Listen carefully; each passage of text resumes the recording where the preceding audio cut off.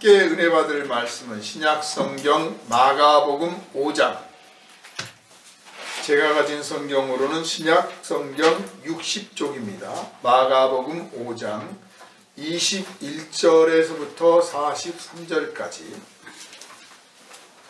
21절로부터 43절까지 말씀입니다. 다 찾으신 줄 알고 제가 봉독합니다. 예수께서 배를 타시고 다시 맞은편으로 건너가시니 큰 무리가 그에게로 모이거늘 이에 바닷가에 계시더니 회당장 중에 하나인 야이로라 하는 이가 와서 예수를 보고 발 아래 엎드리어 간곡히 구하여 이르되 내 어린 딸이 죽게 되었사오니 오셔서 그 위에 손을 얹으사 그로 구원을 받아 살게 하소서 하거늘 이에 그와 함께 가실새 큰 무리가 따라가며 애워싸 밀더라. 12해를 혈루증으로 앓아온 한 여자가 있어 많은 의사에게 많은 괴로움을 받았고 가진 것도 다 허비하였으되 아무 효험이 없고 도리어 더 중하여졌던 차에 예수의 소문을 듣고 무리 가운데 끼어 뒤로 와서 그의 옷에 손을 대니 이는 내가 그의 옷에만 손을 대어도 구원을 받으리라 생각함일러라. 이에 그의 혈루 근원이 곧 마름에 병이 나은 줄을 몸에 깨달으니라. 예수께서 그 능력이 자기에게서 나간 줄을 곧 스스로 아시고 무리 가운데서 돌이켜 말씀하시되 누가 내 옷에 손을 대었느냐 하시니 제자들이 여짜오되 무리가 애워싸 미는 것을 보시며 누가 내게 손을 대었느냐 물으시나이까 하되 예수께서 이 일 행한 여자를 보려고 둘러보시니 여자가 자기에게 이루어진 일을 알고 두려워하여 떨며 와서 그 앞에 엎드려 모든 사실을 여쭈니 예수께서 이르시되 딸아 네 믿음이 너를 구원하였으니 평안히 가라. 네 병에서 놓여 건강할지어다.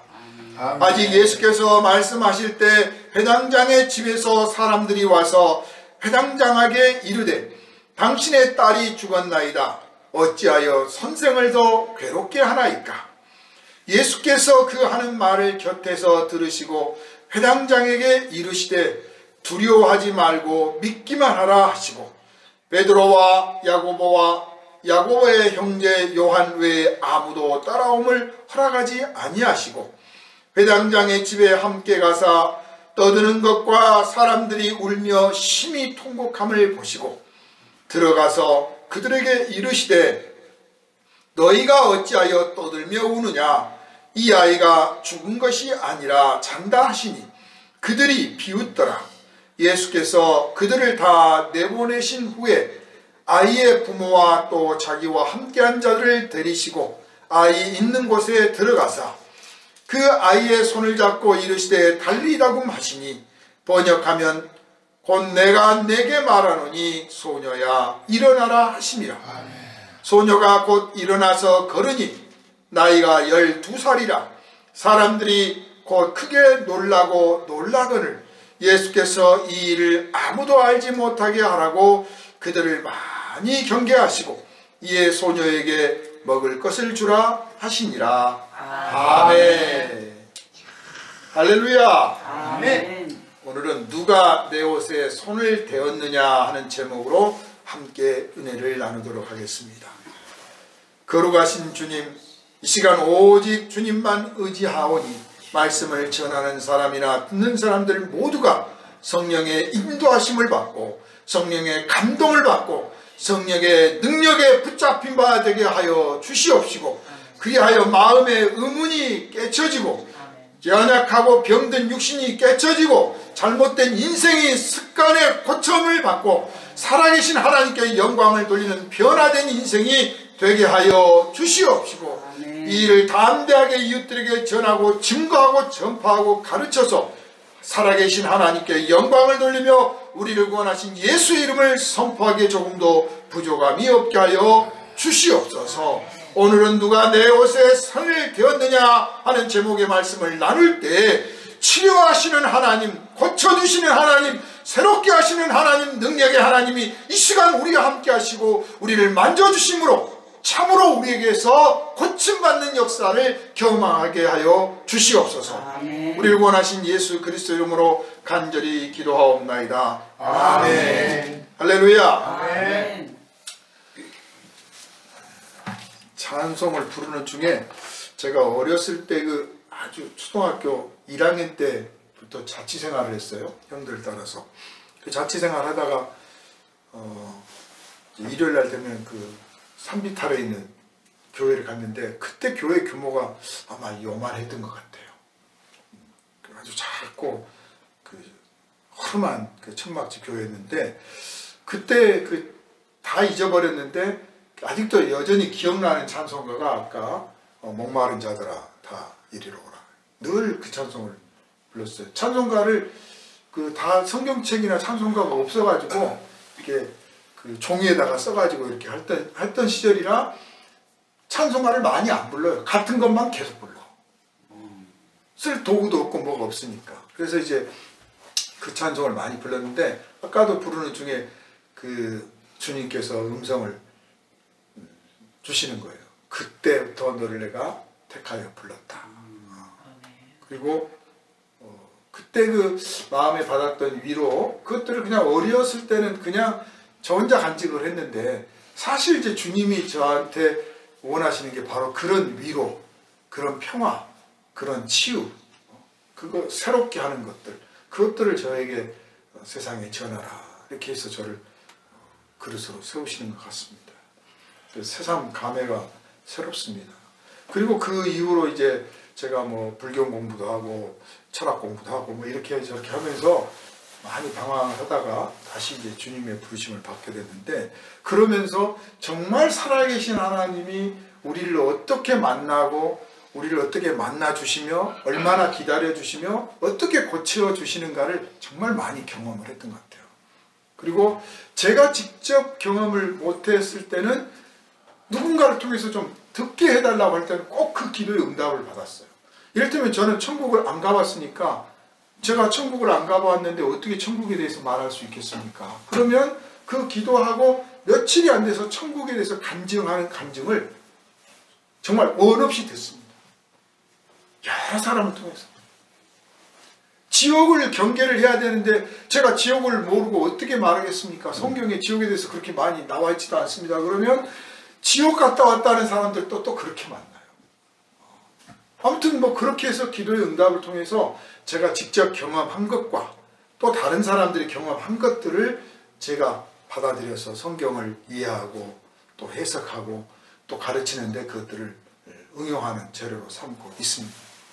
오늘 본문에 등장하는 그 혈루병을 걸린 여인 같은 경우도 정말 혈루병을 걸려서 치유받은 사람을 제가 만났어요.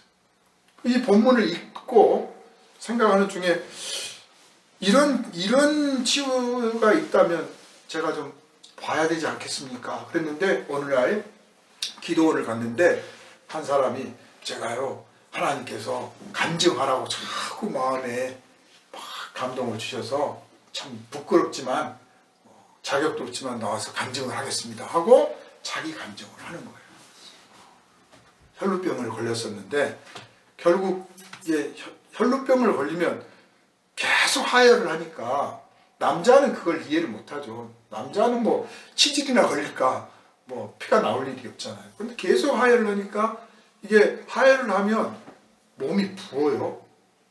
그래서 아주 그 뭐 한 40kg, 50kg나 됐던 사람이 계속 부어가지고 막 90kg 이렇게 거구가 되는 거예요. 그래서 시댁에서 쫓겨났대. 이혼당하고 쫓겨났어. 너 못 고치니까 나가라. 그래서 갈 데가 없는 거예요. 친정의 수가 안 받아주고. 갈 데도 없고. 그래서 이리저리 노숙자가 돼가지고 또 돌아다니는데 얻어먹기도 힘들고 몸이 비대하니까 이제 갈 데도 없고요. 그러다가 그 논바닥 한가운데 있는 작은 교회를 보고 거기 가서 좀 쉬어야겠다고 이제 보니까 그 장의자가 있잖아요. 거기 가서 딱 누웠는데 깜빡 잠들었어. 잠들었는데 무슨 웅성웅성 소리가 나서 깨보니까 새벽 기도하는 시간이 된 거예요. 그래서 사람들이 와서 이불을 이렇게 덮어줬대요. 불쌍하다. 그래서 이제 거기서 본의 아니게 새벽 기도를 같이 참석을 한 거죠. 그럼 보니까 갈 데도 없고 또 그냥 여기 있으면 뭐 괜찮잖아요. 사람들이 자기를 좀 동정해 주는 것 같고. 그래서 그냥 거기서 이제 몇 날 며칠 누워서 지내고 목사님이 이렇게 밥도 갖다 주고 그래서 신세를 지고 있었는데 어느 날 이제 새벽 기도 설교를 듣다가 그래 예수님은 다 고쳐주신다는데 기도나 한번 해봐야겠다. 그 생각이 들더라는 거예요. 그래서 그때부터 이제 본격적으로 기도를 한 거예요.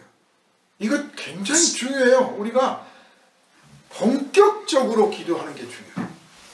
정말 기도해야겠다. 주여 이 문제를 주님 앞에 내어놓습니다. 하고 기도해야 돼요. 우리는 되게 기도해야겠다 생각하거나 하나님 아시죠? 뭐 대충 넘어가야 대충. 기도를 해도 본격적으로 안 해요. 그냥 대충 뭐가 할 일이 많은지 뭐 다른 급한 일이 많은지 자기 인생 문제인데 대충 몇 마디 해놓고 하나님 들으셨죠? 이제 다른 일 합니다. 끈질긴 씨름을 안 해요. 그러나 이 연료병을 걸린 여인 입장에서는 죽느냐 사느냐예요. 갈 데도 없고 할 일도 없어. 기도 말고는 할 일이 없어. 여러분이 혹시 인생에서 이런 기회를 만나면 절망하지 말고 진짜 코너에 몰렸구나 죽는 것밖에 없구나 할 때 그래 이때가 진짜 기도에 올인할 때다. 이걸 깨달으시기 바랍니다. 진짜 기도에 올인을 해야 될 때. 달리 할 일도 없어요. 그런데 왜 그런 코너에 몰릴 때까지 안 하느냐. 사실은 그런 코너에 몰리기 전에 늘 기도에 정말 올인하고 한번 기도하면 올인하고 정말 전부를 걸고 집중해서 정식으로 기도를 해야 되는데 너무 건성으로 기도하는 거예요. 너무. 그래서 그 여인이 정말 정식으로 주님 앞에 하루 종일 엎드렸어. 주여 저를 불쌍히 여겨주십시오. 무슨 할 말이 있겠습니까? 이제 뭐 교회 와서 신세 지는 사람인데 무슨 뭐 성경 기조를 압니까? 기도할 때 예수님이 이름으로 기도합니다. 그런 것도 모르는 사람이에요. 그냥 아멘은 해야 된다는 건 아는 거야. 아멘. 끝에 가서. 그래서 그냥 울고 불고 신세 타령도 하고 막 넋두리도 하고 별걸 다 하루 종일 하고 있어. 하루 종일. 그가 기도하고 있으니까 사람들이 와서 불쌍하다고 옆에서 와서 기도하다가 또 자기들 기도 문제 때문에 왔다가 뭐 부르짖고 울고 짜고 하고 있으니까 자기들 또 덩달아서 같이 기도하네. 그래서 교회가 기도하는 불이 붙었어요. 그런데 그렇게 하기를 무슨 뭐 1년, 2년, 3년을 한 게 아니고 한 일주일 했는데 그 부었던 몸이 빠진 거예요. 나왔습니다.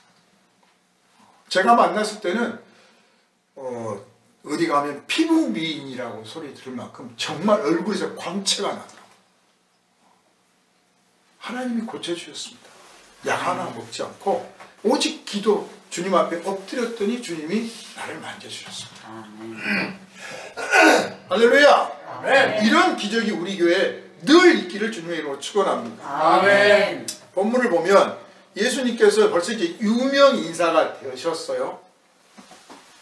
가서 병을 고쳐주시고 귀신을 쫓아내 주시고 또 천국의 말씀을 선포해 주시고 사람들을 품어주시고 만져주시니까 사람들이 막 몰려오는 거예요. 그래서 본문을 봐도 사람들이 떠밀려 에워싸 밀더라고요. 떠밀려 다닐 만큼 예수님을 따라다닌 사람들이 많아요. 그런데 예수님이 정작 십자가에 못 박힐 때는 이 많던 사람들이 다 어디 갔습니까? 사람 많은 게 중요한 게 아니라는 거예요.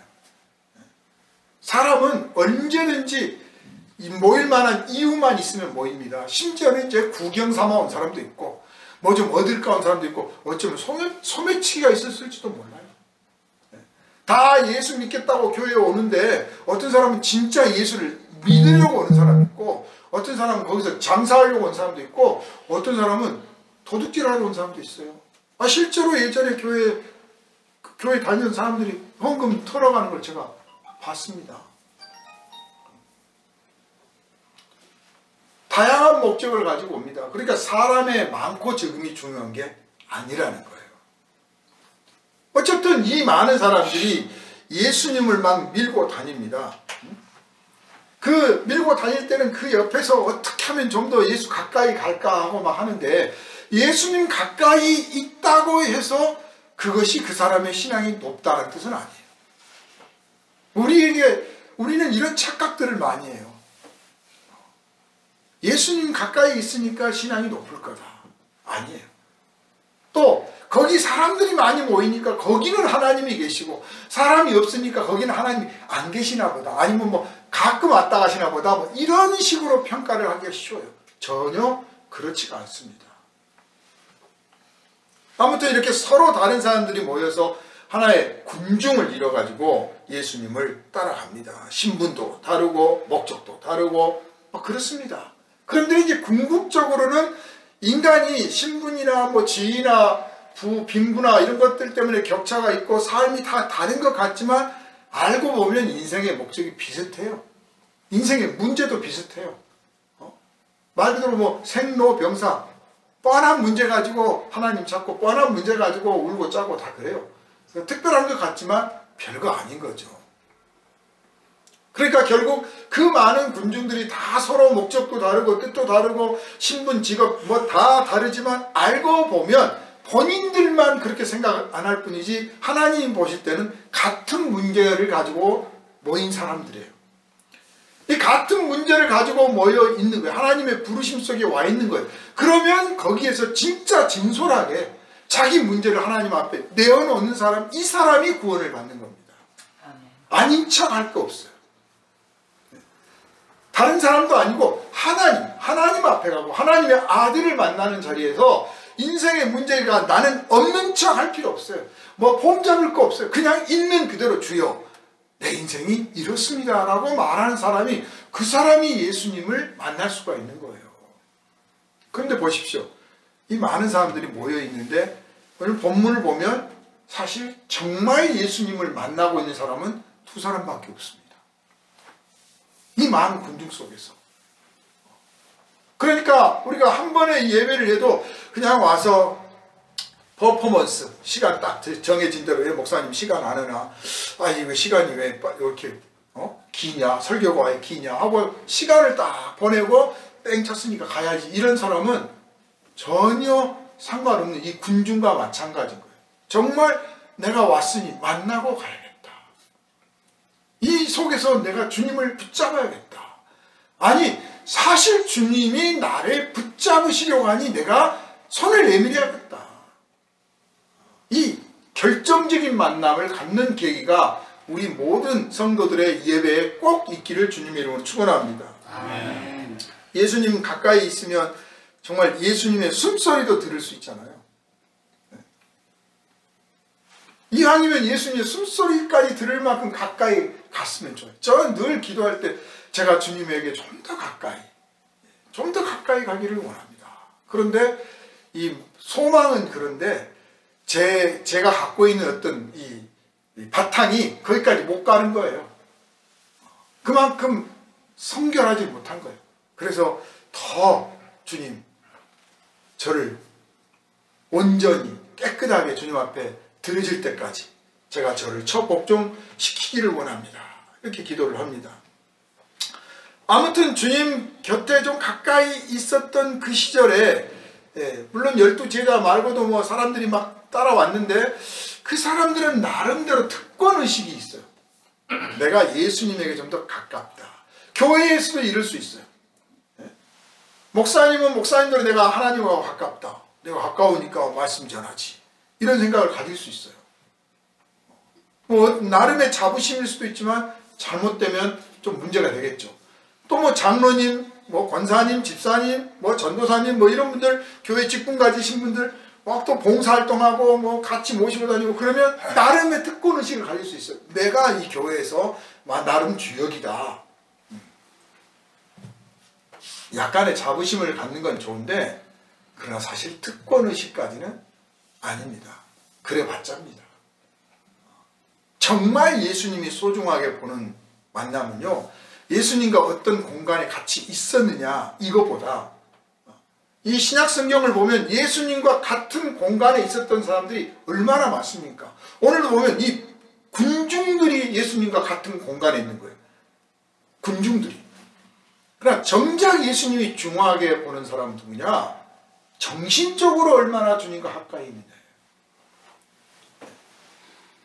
좀 멋있게 표현하면 영적으로 얼마나 주님과 가까운가.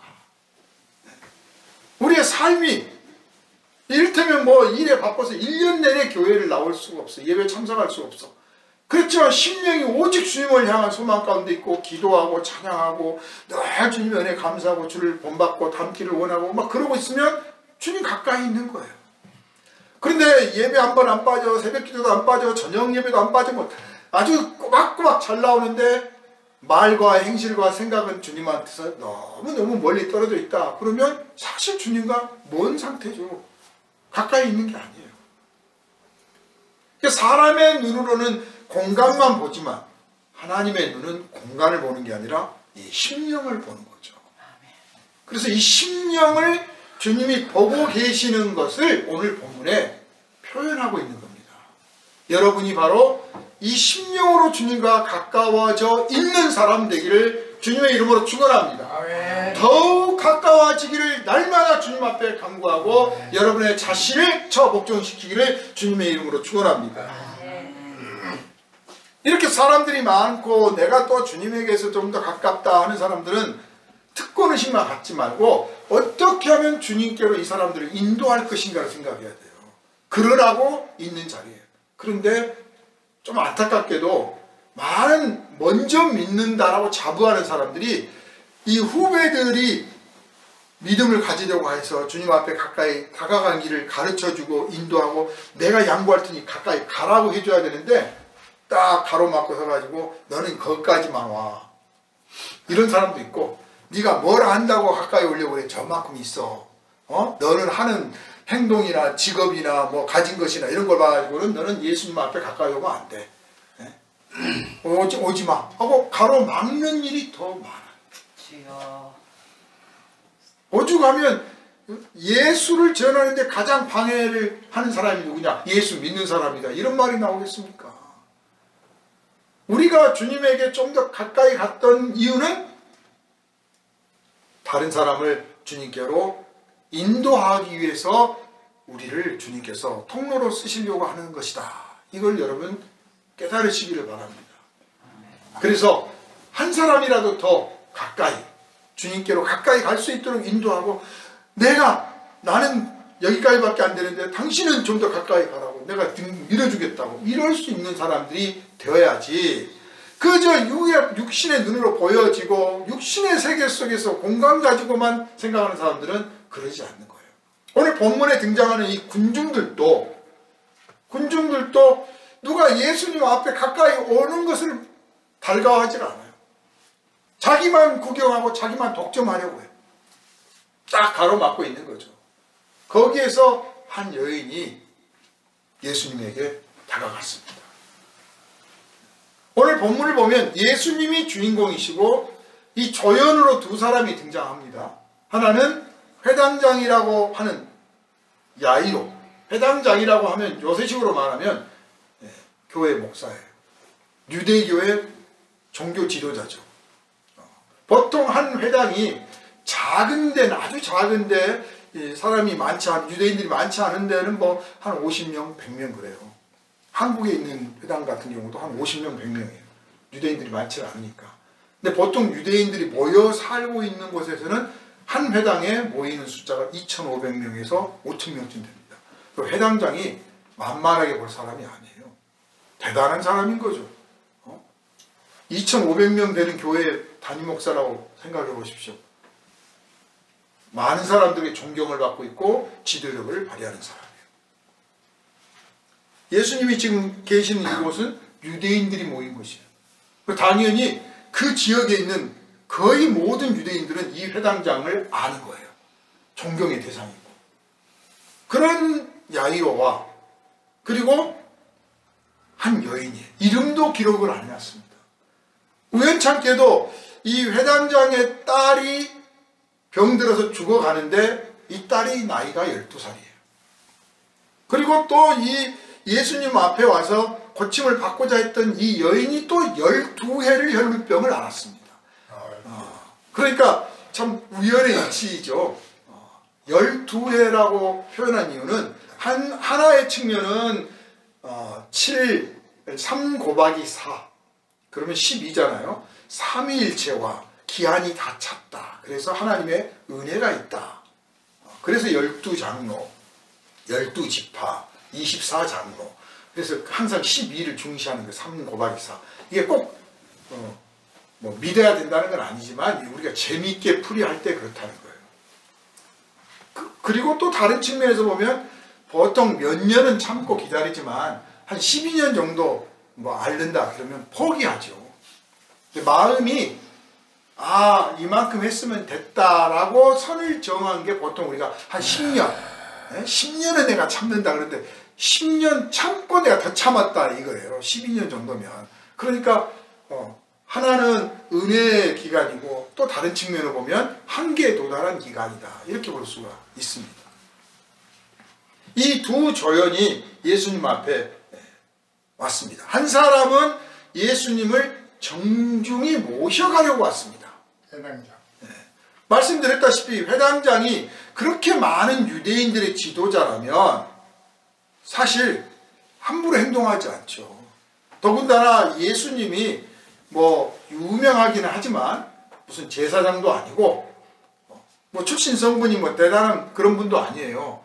그런 입장에서 그분이 병자를 고쳐주신다 하는 이야기를 듣고 회당장이라고 하는 자기 신분이나 이런 걸 다 내려놓고 사람을 시켜서도 모셔올 수 있는데 자기가 직접 와서 우리 집에 가서 내 딸 좀 고쳐주십시오 라고 한다고 하는 것은 정중한 표현이에요. 그리고 정중할 뿐만 아니라 진심이고 보이는 거죠. 정확한 태도를. 우리가 하나님 앞에 우리 인생의 문제를 내어놓을 때요. 첫 번째 조심해야 되는 게 뭐냐면 하나님 다 아시죠? 그거예요. 하나님 다 아시는데 뭐 기도할 거 뭐 있습니까? 하나님 다 아실 테니까 뭐 알아서 하세요. 그건 뒤집어 말하면요. 자기 인생의 문제를 자기도 모르고 있다는 뜻이에요. 내가 하나님께 내 인생의 문제를 말씀드리고 그 문제를 해결받기를 원한다면 정말 내 인생의 문제가 무엇인지를 내가 먼저 알아야 돼요. 하나님이 몰라서가 아니라 내가 알아야 되는 거예요. 그래야 내 기도가 구체적이고 정확한 거죠.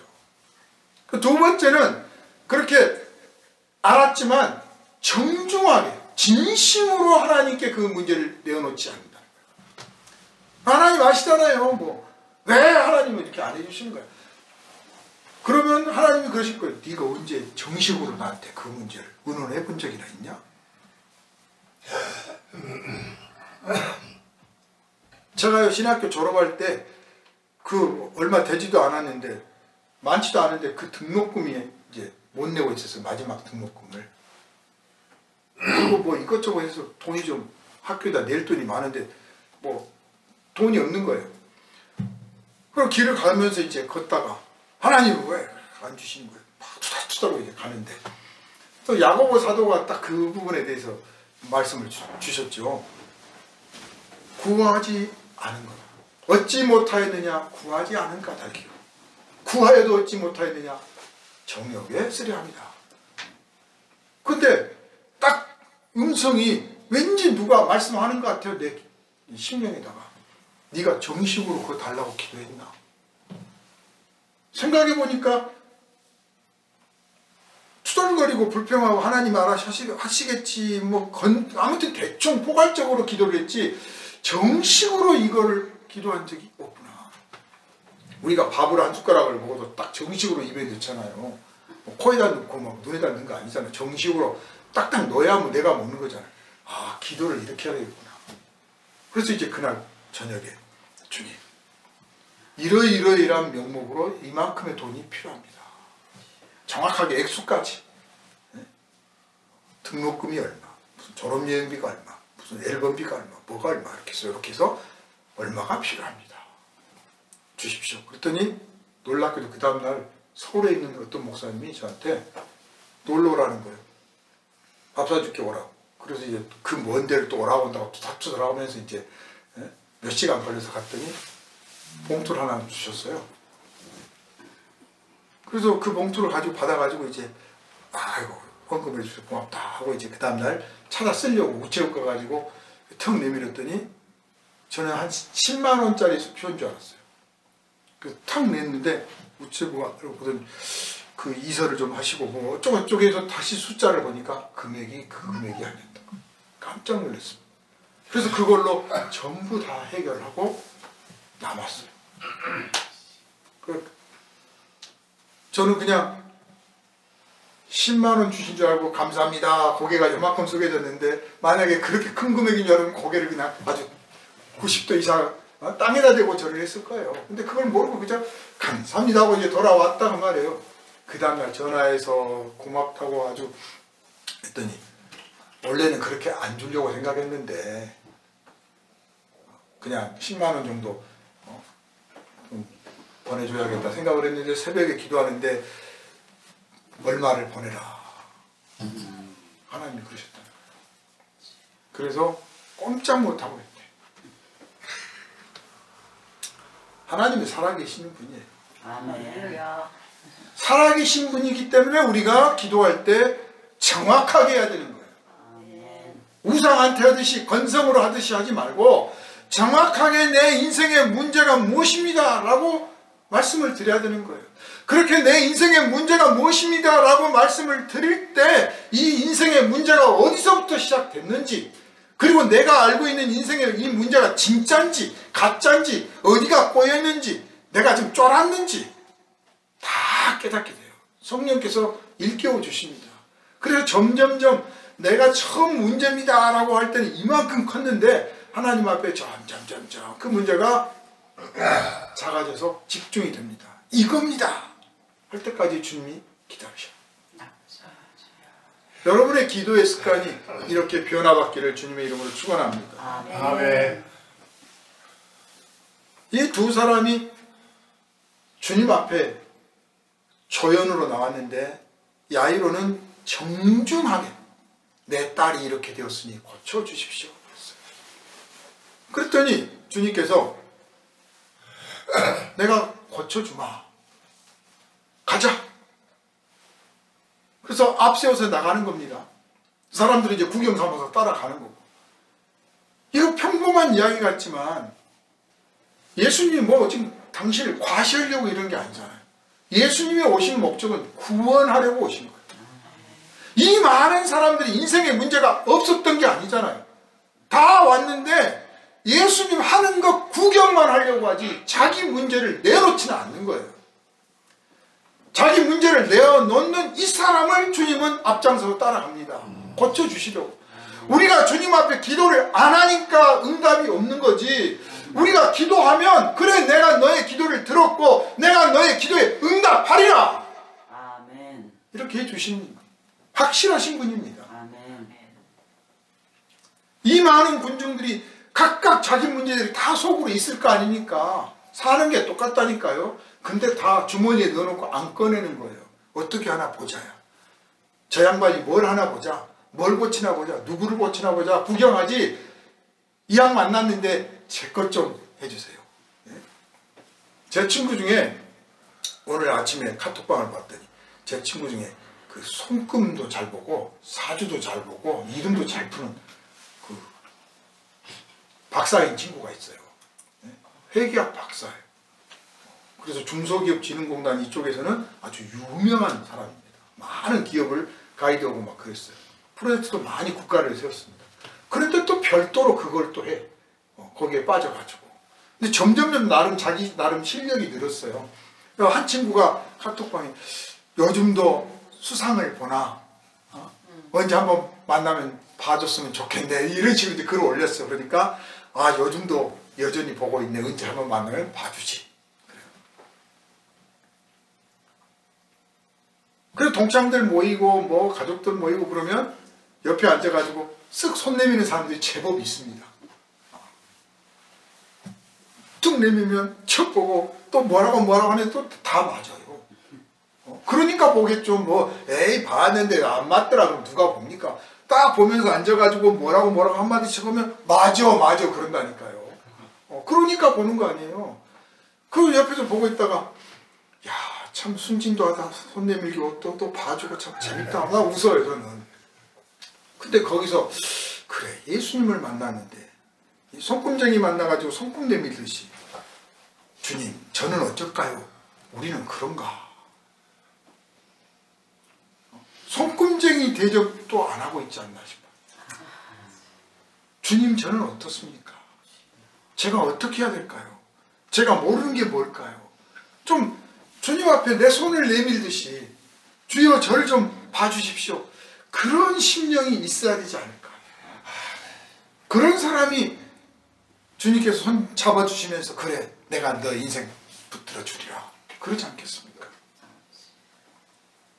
우리는 우리 문제를 뭐 좋지도 않은 문제를 그냥 꼭꼭 숨겨놓고 어쩌다가 힘들다 도저히 못 살겠다 죽겠다 싶으면 그때 한 개 꺼내가지고 주여 이거 좀 어떻게 해보세요. 그것도 대충 건성을 해요. 승부도 안 가. 예수님을 좀 귀찮게 해드리십시오. 문제 꺼내서 아래고 절대로 내가 너 이야기 듣고 있으니 짜증난다 그러시는 분은 아니에요. 가자 어디든 가자 내가 고쳐주리라 그러시는 분이에요. 내가 대답해 주리라 하시는 분입니다. 그분에게 여러분의 인생의 문제를 진솔하게 내어놓고 그분의 응답을 들으실 때까지 후퇴하지 않는 믿음으로 기도해 나가시기를 주님의 이름으로 축원합니다. 아멘. 이 회당장의 이런 믿음을 본받아야 돼요. 이게 믿음이에요. 믿음이라는 게 뭐냐? 우리 뭐 자꾸 믿음하면 믿습니까? 천국 지옥 믿습니까? 우리가 믿는다고 하는 것은 이해하고 있느냐? 외웠느냐? 동의하느냐? 그런 수준인 것 같아요. 그런데 성경에서 한결같이 믿음이라고 하는 것을 표현할 때는 그런 부분뿐만 아니라 너를 맡길 수 있겠느냐? 너를 내어놓을 수 있겠느냐? 하나님 앞에 너를 내어놓을 수 있겠느냐? 그게 믿음이에요. 이 많은 군중들은 예수님과 같은 공간에 있지만 예수님을 믿지는 않은 사람들이에요. 왜냐? 예수님에게 자기 인생의 문제를 내어놓지는 않아요. 그저 구경꾼이죠. 숱한 간증들 들으면서 야 좋다 저래봤으면 좋겠다 하지만 자기는 안 해. 자기 문제 가지고는 주님 앞에 기도를 안 해. 자기 병든 거 가지고 하나님 앞에 몸부림치며 기도를 안 해. 그러면 믿음이 없는 거예요. 그러나 천리말리 떨어져 있을지라도 그분에게 내 인생의 문제를 고백하고 내 삶의 문제를 고침받으리라. 내 집에 내 자식의 질병을 고침받아야겠다고 호소하는 그 사람은 그게 믿음이에요. 그래서 이 회당장 야이로의 믿음을 우리가 본받을 줄로 믿습니다. 아멘. 인생의 문제를 하나님이 개입해 주기를 바라는 것, 그게 믿음이에요. 개입해 주기를 바라. 꼭 실패할 때만 하지 말고 시작 때부터 개입해 주세요. 자, 이 여인을 봅시다. 내가 가서 그의 옷자락만 손을 대어도 나으리라 라고 생각했다. 이렇게 성경에 기록되어 있어요. 근데 가장 최근 번역된 한국말로 번역된 성경에는 내가 그분의 옷자락을 만지기만 해도 나으리라고 말했다라고 했어요. 생각했다가 아니라 말했다는 거. 그럼 누구한테 말했을까요? 어디서 말했을까요? 아마 중얼중얼 했던 것 같아요. 중얼중얼. 왜 중얼중얼 해야 했을까? 말씀드린 것처럼 혈병을 걸리면 이렇게 통통하다니까. 이 통통한 사람들을 막 해치고 이렇게 오고, 더군다나 여자가 오면 사람들이 길을 창 열어주면서 가시오 그랬을 것 같아요. 구경 왔는데 다 밀치고 좋은 자리 안 뺏기려고 그러죠. 안 내놔요. 그런데 내가 가서요 저 옷자락만 만져도 나 나을 것 같아요 라고 하니까 길 터졌지 않나 싶어요. 이 믿음은 고백해야 되는 겁니다. 나 혼자 고백하는 것 같지만 이 고백을 하나님이 들으셔요. 천군 천사들이 들었습니다. 그래서 우리가 믿음의 길로 가도록 길을 열어주십니다. 그런데 내 속으로 꼭 그럴 거야. 그러면 이게 믿음인지 상상인지 허상인지 망상인지 구별도 안 돼. 구별도 안 돼. 그럼 뭐 안 되면 내가 혼자 그런 생각했던 것 같아. 내가 입으로 통하면요, 책임은 내가 지는 게 아니고 하나님이 지신다니까요. 믿음에 관해서는 하나님이 책임지셔. 그래서 이 여인이 속으로만 생각하고 있는 게 아니라 아무튼 내가 가서 좀 옷자락이라도 만져야겠다고 중얼중얼 했다는 거예요. 그러니까 사람들이 좀 비껴준 거죠. 그리고 가서 예수님, 그래도 뭐 예수님 옷자락을 만졌다고 하면서 바로 뒤에까지 갔다는 거 아닙니까? 무슨 뭐 예수님이 큰 도포자락 끌고 다니는 분도 아니고 바로 뒷자리까지 간 거예요. 예수님 뒷자리까지. 그래서 겉옷을 만졌습니다. 만지고 손을 딱 대고 목적을 달성했잖아요. 그리고 그 즉시 문제가 해결됐어. 그런데 이 여인이 앓았던 병은 12회 12년 동안을 이 사람 저 사람 영화다는 의사 다 만나보고 만날 때마다 공짜로 만나는 게 아니고 돈 들여서 만나니까 못 고치는 병일수록 또 치료비가 비쌉니다.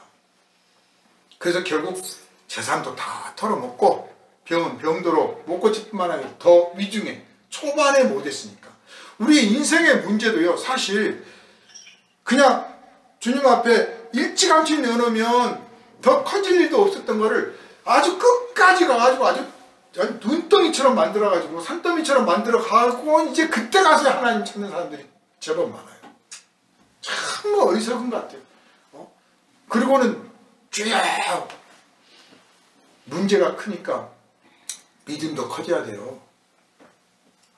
그런데 문제는 커졌는데 믿음은 더 작아져 있어. 이 여인은 옷자락에 손만 대도 나을 것 같다. 나으리라. 이 이야기는 자기가 상상한 게 아닙니다. 중요한 겁니다. 이 여인이 상상한 게 아니야. 그런 상상도 우리가 얼마든지 할 수 있죠. 되면 되고 말면 말고. 얼마든지 또 우상을 섬기는 사람도 이럴 수 있어요. 그런데 우리 마음속에 떠오르고 마음속에 이 여인이 자꾸 말을 했다고 제가 표현한 이유가 그거예요. 그렇게 자꾸 말했다는 이야기는 확신이 섰다는 뜻이고 상상이 아니라 확신이 섰기 때문에 이렇게 한 거예요. 우리들이 확신을 갖게 되게 되는 과정에서 첫 번째 고백이 있다는 거예요. 근데 그 고백이 있기 전에 우리가 생각하는 것, 상상하는 것들이 있잖아요. 이 상상 속에 어떤 것은 마귀가 주고 어떤 것은 그냥 내 인간의 욕망이 상상하고 또 어떤 것은 하나님이 주신 것이 있어요. 모든 것이 다 하나님이 주신 것은 아니에요. 그러나 하나님이 나를 부르신 수단으로서 택할 때가 있습니다. 그 초대교회 순교자들이 그 고난을 피하지 않고 순교 길을 가서 고난을 받고 순교를 당하고 모욕을 받고 또 순교까지는 안 가더라도 막 핍박받고 쫓겨나고 했을 때 그들이 어떤 생각을 했을까요? 그냥 멍청하게 갔을 것 같습니까? 아니에요. 앞에 뭐가 기다린다. 내가 이렇게 가면 어떻게 일이 되리라. 내가 어떤 처분을 받게 되리라. 그러나 나는 가리라. 그때 하나님이 주시는 그 어떤 우리가 다 알 수 없는 하나님이 주시는 그 지혜와 하나님이 주시는 감동이 있었기 때문에 그 길을 간 겁니다. 그러니까 외형적으로는 이 여인이 사람들을 해치고 예수님 앞에 가서 예수님의 옷자락을 만졌지만 사실 본질상으로는 예수께서 이 여인을 찾아서 여기를 오신 거예요. 하나님이 우리를 만나주시는 그 방법이 다양합니다. 하나님이 우리를 부르시는 그 방법이 참 다양합니다. 그런데 누가 그 하나님의 감동에 응하느냐예요. 누가 응하느냐. 내가 가서 옷자락이라도 한번 만져보고 와야지. 사실 예수님이 고쳐주셨던 많은 사람들, 문둥병 환자, 안진뱅이, 소경 등등 그 많은 사람들 자세히 보십시오. 전부 다 내가 이 기회를 놓치면 안 돼, 이 기회를 놓치지 말아야지 했던 사람들이에요. 그건 뭐냐? 하늘의 부르심을 느낀 거예요. 하나님의 부르심을 느낀 거예요. 아, 하나님이 나에게 이 기회를 주셨구나. 아이고, 저렇게 사람들도 많은데 내가 가서 어떻게 하겠어? 나는 못 가지. 이러면 아무 일도 안 생겨요. 그런데 마음을 막 자꾸 두드린 거야. 네가 가서 옷자락이라도 만져봐라. 하나님의 말씀으로 네가 나의 옷자락이라도 만지면 나으리라. 그런데 우리 심령에는 그게 어떻게 심령에 들리냐? 내가 가서 그분의 옷자락이라도 만지면 나으리라. 번역되어 있는 거예요. 번역돼. 여러분의 심령 속에 하나님의 음성이 번역돼서 들려지는 것을 여러분 깨달으시기를 바랍니다. 그 감동을 놓치지 않은 거예요. 놓치지 않고 계속 고백했어요. 그러니까 더욱더 믿음의 길로 간 거예요. 내가 기도해야지, 뭐 해야지, 마음에 생각은 잘 나. 그런데 그걸 고백도 하지도 않고 행동에 옮기지도 않아요. 하나님이 주셨던 걸 다 소홀히 해. 그리고는 하나님, 저에게는 왜 이렇게 영감이 없을까요? 저는 왜 풍성하지 않을까요? 제 기도는 왜 능력이 없을까요? 능력이 올 때까지 좀 기도를 좀 해야죠. 능력을 받을 때까지 기도를 해야 되는데 왜 나는 능력이 없을까요? 옷자락을 만지고 떼는 그 시간이 몇 분이나 걸렸겠습니까? 몇 초죠, 몇 초. 손가락, 거기까지 갔는데 손가락만 됐겠습니까? 그래도 한번 잡았다가, 눈 감고 잠깐 기도라도 했겠죠. 근데 사람들 틈바고 이제 밀려가니까 끌고 가지는 못하고, 아무튼 잡고, 이렇게 했어요. 불과 몇 초입니다. 따지고 보면. 이 불과 몇 초가 인생을 바꾸는 거예요.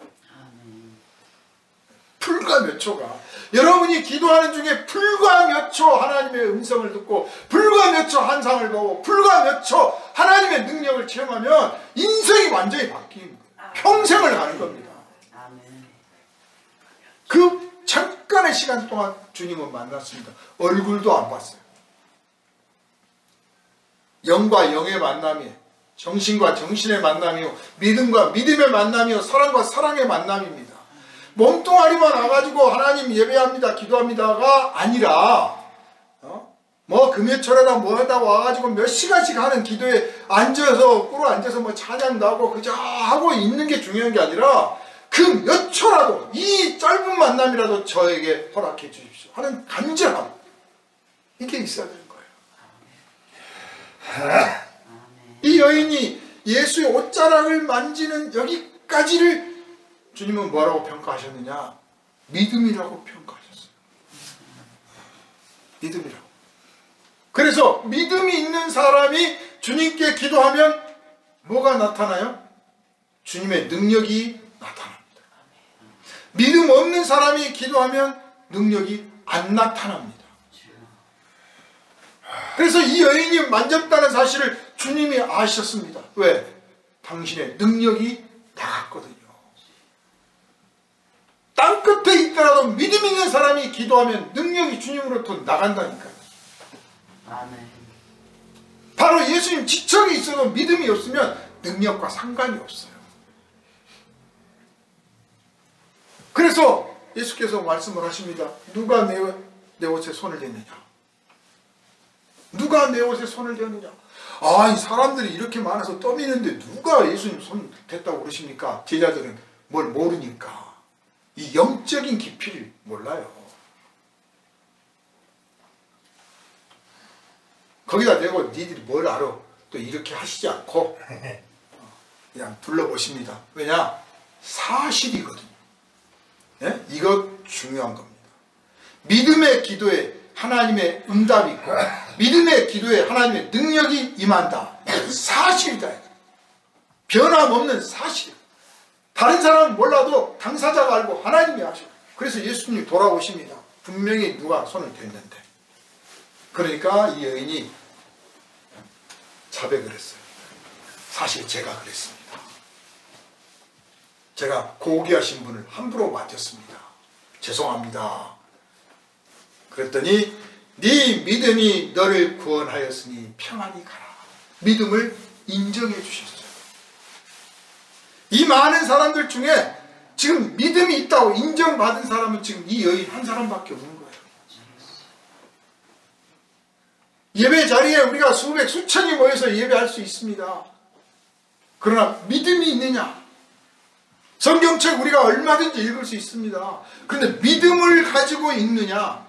뭐라고 썼나 한번 구경 한번 해보자고 읽느냐? 믿음을 가지고. 야이로가 믿음을 가지고 예수님을 초빙했어요. 그런데 예수님을 초빙한 사람들 이야기는 성경에 여기저기 많이 나와요. 어떤 사람은 예수를 시험하려고 예수님을 청빙을 해요. 구경하려고 예수님 불러요.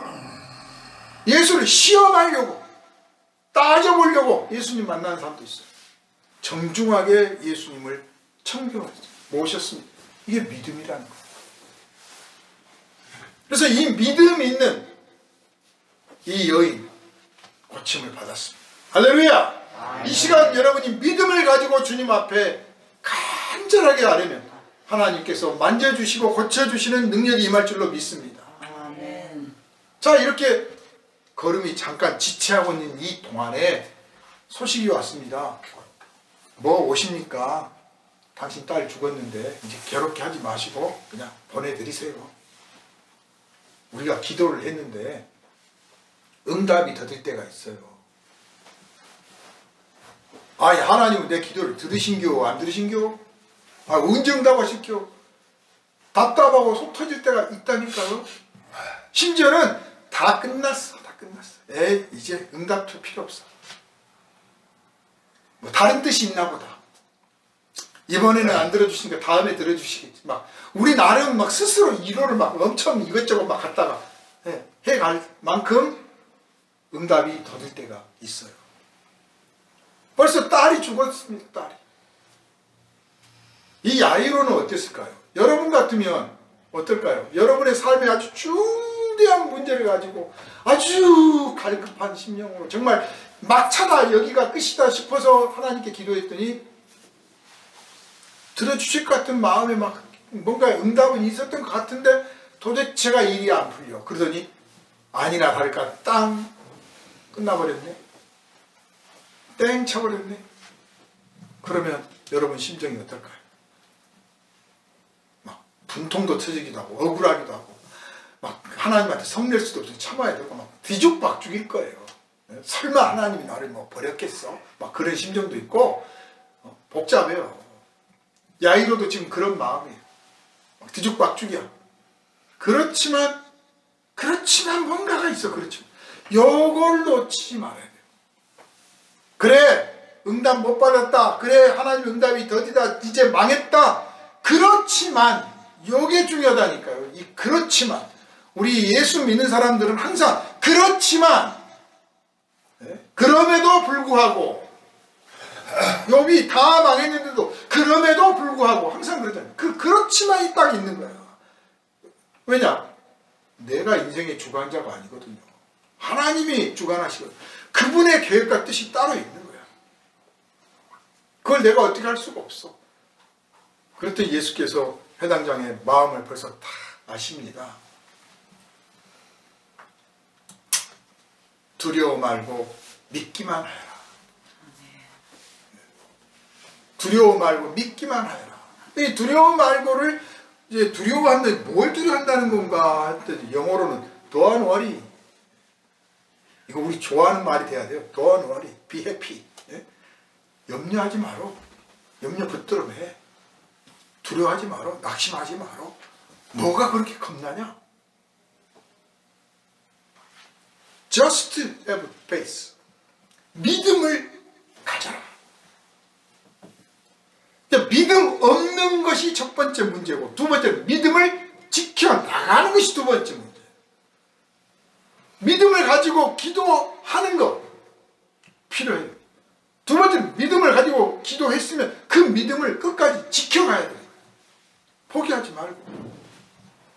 책임은, 믿음의 기도의 책임은 나한테 있는 게 아닙니다. 내가 예수 믿었는데 그 결과가 잘못된 건 내 잘못이 아니에요. 예수님 잘못이지. 내가 천국이 있고 심판이 있다고 믿었는데 막판에 갔더니 천국도 없고 심판도 없어요. 그럼 내 잘못이냐? 사람들은 그렇게 비웃겠죠. 네가 엉터리를 믿었잖아. 아니에요. 나에게 믿으라고 하신 그분 책임입니다. 그런데 그분은 실수할 수가 없어요. 실패한 적도 없고 그분에게 맡기면 돼요. 그래서 두려워 말고 믿기만 하여라. 그랬더니 사람들은 들으면서 그 말 들으면서 뭐라고 했겠습니까? 아이고 다 죽었는데 뭘 헛소리 하네. 그랬을 거예요 아마. 그런데 이 야이로는 그 말을 그대로 믿습니다. 이게 중요한 거예요. 하나님의 약속은 절대로 흐트러짐이 없어요. 변함이 없습니다. 한 번 약속하시면 지켜요. 그러니까 우리가 안 지켜서 문제지. 그 약속 믿고 제가 죽어도 하늘이 두 쪽 나고 땅이 두 쪽이 나도 당신의 말씀이 이루어질 줄 믿습니다 하고 처분에 맡기는 거예요. 그래서 갔더니 정말 죽어가지고 고글하고 난리가 났습니다. 다 내보냈어요. 다 내보냈어요. 여기서도 야고보와 본문에 보면 제자들 중에서도 다 데리고 들어가는 게 아니라 저기 하잖아요. 야고보와 야고보의 형제 요한과 베드로만 딱 데리고 들어갑니다. 뭐 이 세 사람이 뭐 교회 우두머리라서 데려간 게 아니고 그나마 이 세 분이 예수님이 기대하는 믿음을 좀 가지고 있는 분들이에요. 그러니까 믿음 없는 사람들이 모인 자리에서 하나님의 기적이 일어나리라 생각하는 것이 참 시험하는 거죠. 믿음을 가지고 하나님의 기적이 일어나리라 할 때 시험이 아니라 소망이라는 거죠. 그래서 데리고 딱 들어가서 소녀야 내가 너에게 말하노니 일어나라. 그랬더니 이 소녀가 일어났어요. 할렐루야. 아멘. 걱정할 게 없어요. 내가 너에게 말하노니 일어나라 하면 일어나는 거예요. 즉시로 이루어집니다. 이 여인이 옷자락을 만졌을 때 즉시로 이루어집니다. 그러니까 하나님의 기도의 응답은 언제 시작된다? 내가 기도할 때부터 이미 시작되고 있다요. 응답은. 아멘. 그게 내 손에 결실로 나타나기는 내가 얼마나 그걸 빨리 알아채느냐에 달려있는 거예요. 저기가 기도해놓고 자기가 잊어버린 사람도 있어. 내가 기도를 해놓고 내가 잊어버린 사람들이 있어요. 참 내가 뭔 말했더라 그런 사람들도 있어. 기억하고 있어서 그렇구나 하나님께서 들으셨구나. 이제야 되는 게 아니고 사실은 내가 기도할 때 그때부터 이미 주님의 응답이 시작되고 있었다. 그래서 기도를 할 때 기대를 갖고 하는 거예요. 한번 해보지 뭐 믿자 본전인데 뭐 이런 기도가 아닌 거예요. 우리 기도 혹시 그렇게 하고 있다면 위험한 거예요. 미련한 거고 어리석은 거죠. 한번 기도해보지 뭐 누가 알아? 이런 식으로 기도하지 말고 내가 기도할 때 이미 주님의 응답이 시작된다고 하더라. 즉시로 응답된다더라. 그러면 내가 기도 이렇게 하면 하나님께서 내가 알지 못하는데 벌써 당신은 준비하셔가지고 내 눈앞에 딱 드러내 보일 때가 올 거다. 마치 하늘의 씨알이 땅에 떨어져가지고 표도 안 나는데 어느 날 보니까 자라서 우거진 숲이 되잖아요. 풀숲이. 똑같아요. 응답이 그렇게 나타납니다. 야, 어떻게 나타날까? 내가 구한 것과 어떤 결과가 다를까? 소망을 가지고 기대를 가지고 기도하는 여러분이 되시기를 주님의 이름으로 축원합니다. 말씀을 정리합니다. 사랑하는 여러분, 많은 사람들이 예수 곁에 있었으나 믿음을 갖고 있는 사람은 많지 않았습니다. 또 인생의 문제를 갖고는 있지만 정작 주님 앞에 그 문제를 내어놓고 주님의 처분, 주님이 내 인생에 개입해 주기를 바라는 사람은 많지 않습니다. 병원에 가보십시오. 얼마나 많은 사람들이 아픕니까? 그런데 하나님 저를 좀 어떻게 해주세요 하는 사람은 별로 없어요. 혹시나 한번 해보세요는 몰라도 주님 개입해 주십시오는 별로 없어요. 믿음이 없는 거죠. 믿음을 가지고 주님 앞에 여러분의 삶의 문제를 내어놓고 여러분이 기도하는 그 순간에 이미 주님의 응답이 시작되었다는 사실을 의심하지 말고 기도에 매진하시기를 바랍니다. 후퇴하지 마시기를 바랍니다. 믿음을 포기하지 마시기를 주님의 이름으로 부탁을 드리겠습니다.